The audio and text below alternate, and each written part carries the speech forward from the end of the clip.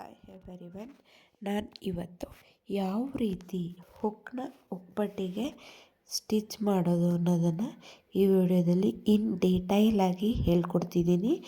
ನೀವು ನೋಡಿ, ಉಪ್ಪಟ್ಟಿಗೆ ಹುಕ್ನ ಯಾವ ರೀತಿ ಸ್ಟಿಚ್ ಮಾಡೋಕ್ಕೆ ಅಂತ ಬರದೇ ಇರೋರು ಕೂಡ ನೀವೇ ಮನೆಯಲ್ಲಿ ಈಸಿಯಾಗಿ ಅತಿ ಸುಲಭವಾಗಿ ಸರಳವಾಗಿ ಸ್ಟಿಚ್ನ ಮಾಡ್ಕೋಬೋದು. ನಾನಿಲ್ಲಿ ಮೊದಲಿಗೆ first corner to corner mark ಮಾಡ್ಕೊಂಡಿಲ್ಲ ಅಂದ್ರೂ ಕೂಡ ಸ್ಟಿಚ್ ಮಾಡ್ಕೋಬೋದು. ಬಟ್ ಮಿಡಲಲ್ಲಿ ಅಂತ ಸ್ಟಿಚ್ ಮಾಡ್ತೀವಿ ಅಂತ ಬಂದಾಗ ಮಾರ್ಕ್ ಮಾಡ್ಕೊಳ್ಳೇಬೇಕು. ಆ ಮಾರ್ಕ್ ಯಾವ ರೀತಿ ಮಾಡ್ಕೊಳ್ಳೋದು ಅನ್ನೋದನ್ನು ಕೂಡ ನಾನು ಈ ವಿಡಿಯೋದಲ್ಲಿ ಮುಂದೆ ತಿಳಿಸ್ಕೊಟ್ಟಿದ್ದೀನಿ.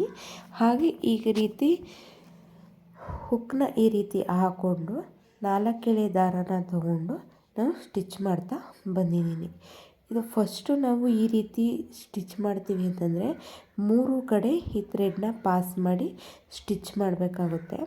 ಇನ್ನೊಂದು ವಿಧಾನವೂ ಕೂಡ ಇದರಲ್ಲಿ ಹೇಳ್ಕೊಟ್ಟಿದ್ದೀನಿ, ಅದು ಕೂಡ ತುಂಬ ಈಸಿಯಾಗಿದೆ. ನೀವು 2 ವಿಧಾನದಲ್ಲಿ ನಿಮಗೆ ಯಾವುದು ಸುಲಭವಾಗಿ ಸರಳ ಅಂತ ಅನಿಸುತ್ತೆ ಆ ರೀತಿ ನೀವು ಸ್ಟಿಚ್ನ ಮಾಡ್ಕೋಬಹುದು. ಇಲ್ಲಿ ಫಸ್ಟ್ ಒನ್ನು ಆ ರೀತಿ ಹೇಳ್ಕೊಟ್ಟಿರೋದಾದರೆ, ಇನ್ನು ರಿಮೈನಿಂಗ್ ಏನು 4 ಹುಕ್ನ ನಾನು ಸ್ಟಿಚ್ ಮಾಡಿದ್ದೀನಿ ಅದನ್ನು ನಾನು ಈ ರೀತಿ ಮಿಷಿನ್ದು ನೀಡಲ್ಲಿ ಏನು ಬರುತ್ತೆ ಅದನ್ನು ಆ ರೀತಿ ಹುಕ್ ಪಟ್ಟಿಗೆ ಹಿಂದೆ ಮುಂದೆ ಮಾಡಿ ಸ್ವಲ್ಪ ಹೋಲ್ನ ಅಗಲ ಮಾಡಿಕೊಂಡು ಅದಕ್ಕೆ ಹುಕ್ ಪಟ್ಟಿನ ಹಾಕಿ ಈಚೆಗಡೆ ತೊಗೊಂಡಿದ್ದೀನಿ.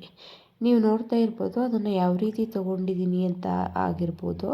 ಅದನ್ನು ತಗೊಂಡು ಈ ರೀತಿ ನಾನು ಸ್ಟಿಚ್ ಮಾಡ್ಕೋತಾ ಬಂದಿದ್ದೀನಿ. ಎಲ್ಲನೂ ಕೂಡ ನಾನು ಇದೇ ರೀತಿ ಪ್ರತಿಯೊಂದು ಹುಕ್ನೂ ಕೂಡ ಇದೇ ರೀತಿ ಸ್ಟಿಚ್ ಮಾಡಿಕೊಂಡು ಫಿನಿಶಿಂಗ್ನ ಮಾಡಿದ್ದೀನಿ.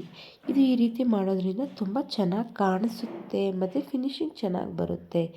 ಈ 2 ಮೆಥಡಲ್ಲಿ ಯಾವುದನ್ನು ಬೇಕಾದ್ರೂ ಕೂಡ ನೀವು ಯೂಸ್ ಮಾಡ್ಕೋಬಹುದು. 2 ಕೂಡ ಈಸಿಯಾಗಿದೆ. ಒಂದರಲ್ಲಿ ನೀವು 2 ಕಡೆ ಸ್ಟಿಚ್ ಮಾಡಿ ಫಸ್ಟ್ ಮೇಲ್ಗಡೆನೂ ಗ್ರಿಪ್ಗೋಸ್ಕರ ಅಲ್ಲೂ ಕೂಡ ಸ್ಟಿಚ್ ಮಾಡಬೇಕಾಗುತ್ತೆ. ಈ ರೀತಿ ನೀವು ಬಟ್ಟೆಗೆ ಹುಕ್ನ ಅಟ್ಯಾಚ್ ಮಾಡಿಕೊಂಡು ಸ್ಟಿಚ್ ಮಾಡ್ತೀನಿ ಅಂತ ಅಂದರೆ ಬರೀ 2 ಕಡೆ ಅಷ್ಟೇ ಸ್ಟಿಚ್ ಬರುತ್ತೆ. ನೀವು ನಾನಿಲ್ಲಿ ಯಾವ ರೀತಿ ವಿಡಿಯೋದಲ್ಲಿ ತೋರಿಸ್ಕೊಟ್ಟಿದ್ದೀನಿ ಅದೇ ರೀತಿ ನೀವು ಕೂಡ ಸ್ಟಿಚ್ ಮಾಡಿಕೊಂಡ್ರೆ ಪರ್ಫೆಕ್ಟಾಗಿ ಸ್ಟಿಚ್ ಅನ್ನೋದು ಬರುತ್ತೆ ಬಟ್ಟೆ ಮೇಲೆ.